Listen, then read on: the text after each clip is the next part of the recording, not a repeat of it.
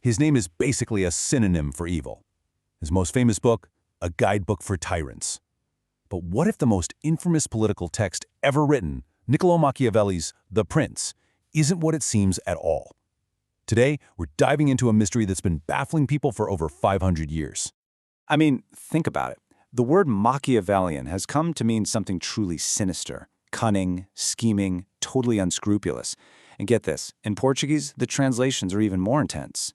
Astuto, which means astute, ardiloso, or artful, and even diabolical. Yeah, diabolical. The guy's name is literally linked to the devil. But here's the twist.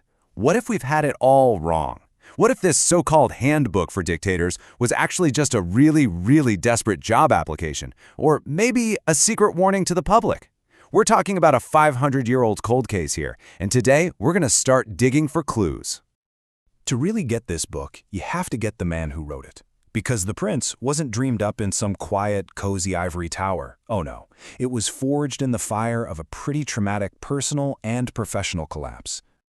I mean, just look at how fast his whole world came crashing down. For 14 years, Niccolò Machiavelli is this high-ranking, well-respected diplomat for the Republic of Florence, a career civil servant.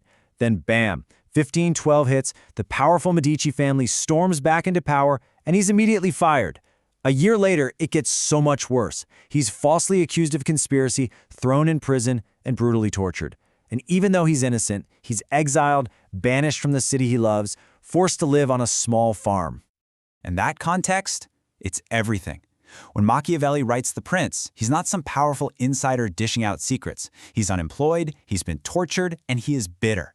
As one Reddit user put it, and I think this is perfect, you can feel the bitterness in that book. This isn't just abstract political theory. For him, it's deeply personal.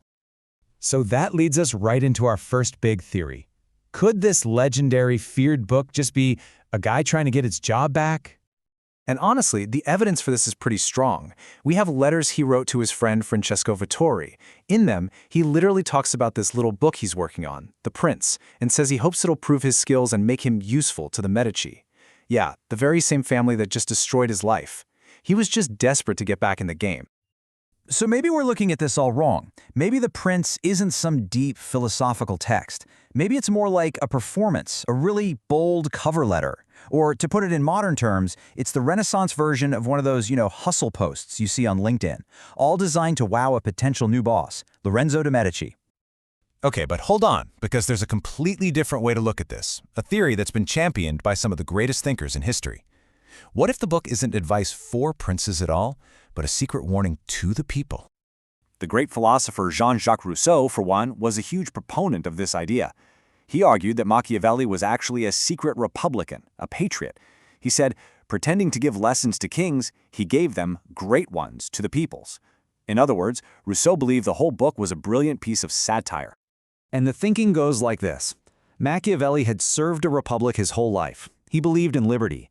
But now he's living under the thumb of the oppressive Medici regime. So how do you warn your fellow citizens about how tyrants operate when you can't speak freely? Well, maybe you write a book that looks like it's praising their ruthless tactics, but what you're really doing is exposing their playbook for the whole world to see. So there you have it, two theories that are polar opposites from the very same book. On one hand, you have a straightforward manual for rulers taken as gospel by guys like Napoleon. On the other hand, you have a subversive satire hailed as a patriotic warning by thinkers like Rousseau. A job application or a secret expose, it is a fantastic paradox. But wait, there's a third option, and this one might just be the most radical of all. What if Machiavelli wasn't trying to flatter anyone, and he wasn't trying to warn anyone either? What if he was doing something totally new, describing the world of politics like a cold, detached scientist? This is where Machiavelli basically invents a whole new way of looking at the world. He calls his method looking at the effective truth of things.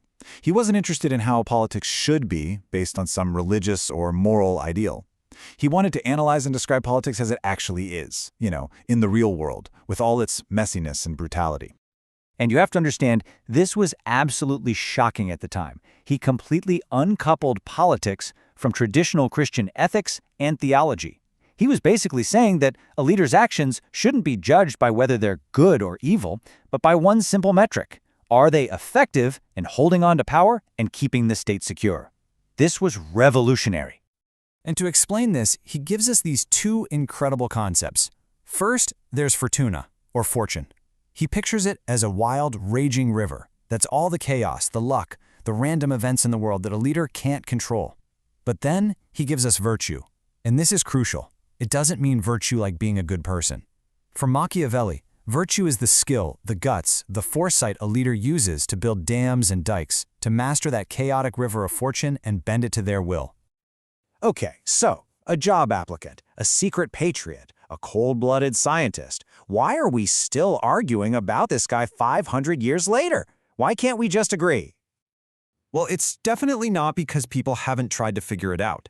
The philosopher Isaiah Berlin famously cataloged more than 25 major, distinct, and often totally contradictory interpretations of the prince. 25! That's just wild. And that, right there, might be the whole point.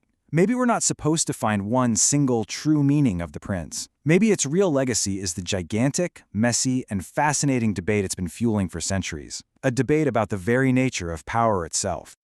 So, who was Machiavelli really?